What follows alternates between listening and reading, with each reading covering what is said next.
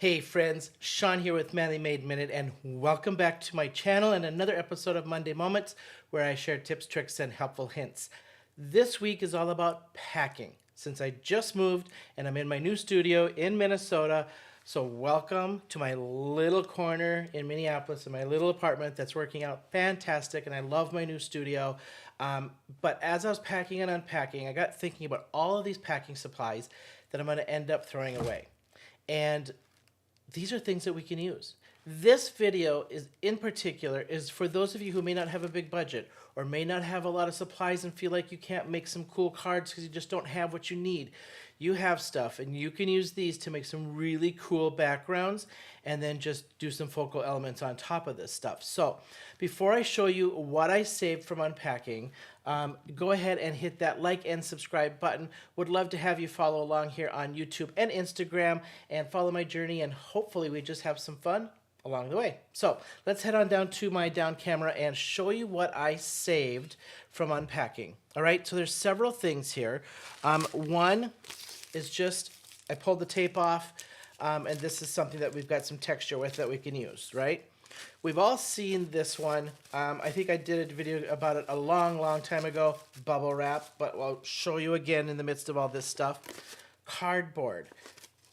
Tear this cardboard open, and you've got a great textured element here to make something with. This is packing that came with wrapped in something new that I bought. It was just covered in plastic, so I'll show you that. Of course, the Kraft paper that we can save to use for different things, right?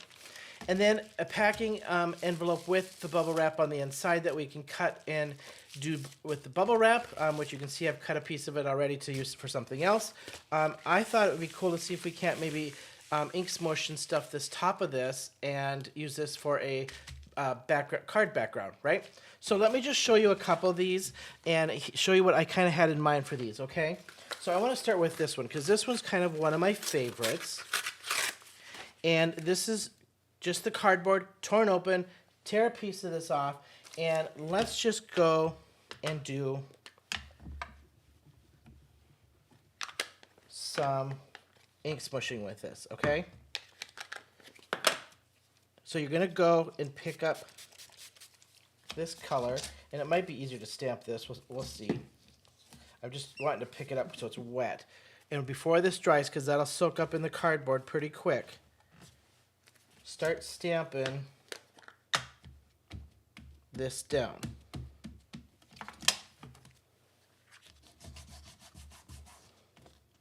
And you're going to get just a great thatched kind of texture here, right? You can go all the same direction. You can go every which direction you want to go, whatever your heart desires. Let's add another color to that just to show you what you can get with this. This would look great with a focal point of some flowers on it. In the middle, maybe just ink splatter this and ink smush a little bit over the top of this, and don't throw a sentiment over the top. This is one of my favorites, to be honest. I love this look. So this is number one for you, okay? Let's just clear this off. Okay, so the next one is this plastic. And recently I've seen some people discover this lady that did, I think she put paper towels on the inside or something of a sandwich baggie and then scrunched it, and you get some great watercolored kind of things from it. I think Kathy Zilski just did a video of that. I'm going to just do this with ink blotting on it, okay? So I'm just scrunching this up. You just want lots of texture here, right? On the end of that, okay? Now, I'm going to pick this up.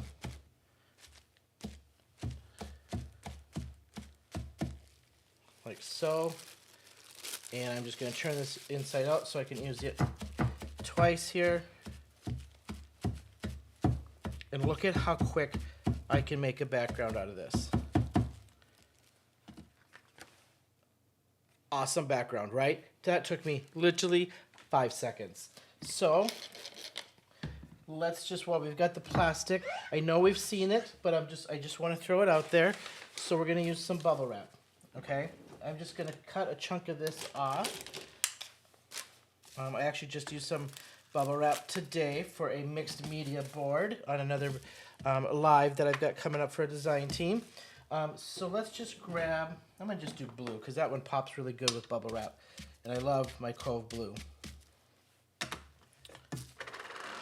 And we just lay it down, tap it in, lay it down,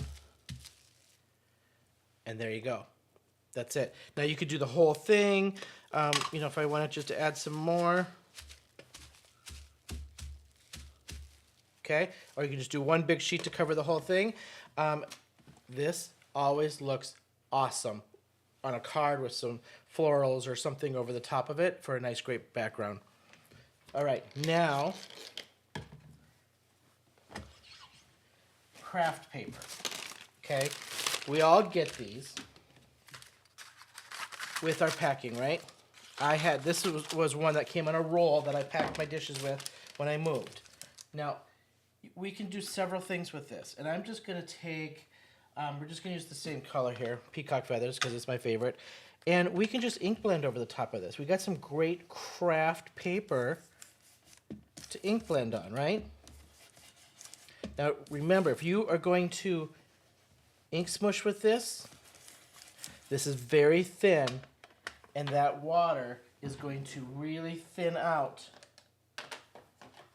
this paper. It's doable, but you got to be very careful. It's not watercolored paper, so it's going to take that water very different.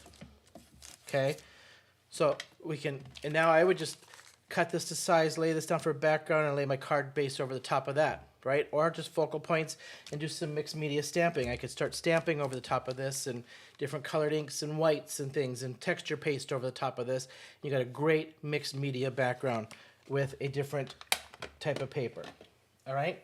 Now, and oh, I wanted to show you this one. So I ordered something recently, and I don't even remember where this was from. It was from a crafting company, but I can't remember who. Check out this paper that came with it. This is like fibrous, thick chocolate craft paper. I am saving this because this I can cut to A2 sizes for card bases and throw some stuff over the top of it. Like, look at how pretty this would be as a card, right? So, saving that for my backgrounds. All right, the last one here is this tape. When I tore it off, the cardboard and stuff came with it, okay?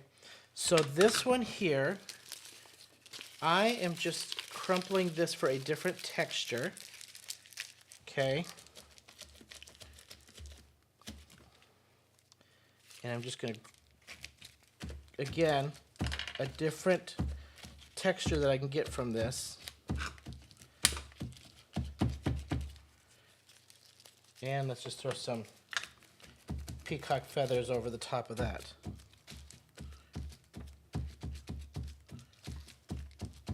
And we just got a slightly different texture.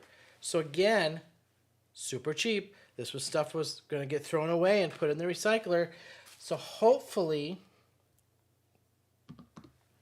this gave you all some ideas. Don't throw away that packing paper. We all get, where is it? Where's my cardboard? We all get cardboard, right? We all order from those big retailers. We all order from our favorite crafting company that either comes in a box, comes in a padded envelope like this. Oh, the padded envelope. You know, this one here we could probably ink smush because it's got plastic and then get a nice padded background for a card as well. So don't throw out this stuff. Use it for some mixed media. Use it for great backgrounds. Do some stamping and then do this over the stamping of a flower and then die cut that out. You've got a great textured flower as well. So thank you all so much for hanging with me. I hope this gave you some fantastic ideas to try, some very cheap ideas to try. You don't have to move to get these supplies because we all get them in the mail. All right? Thank you so much, everyone. And until next time, I'll see you then.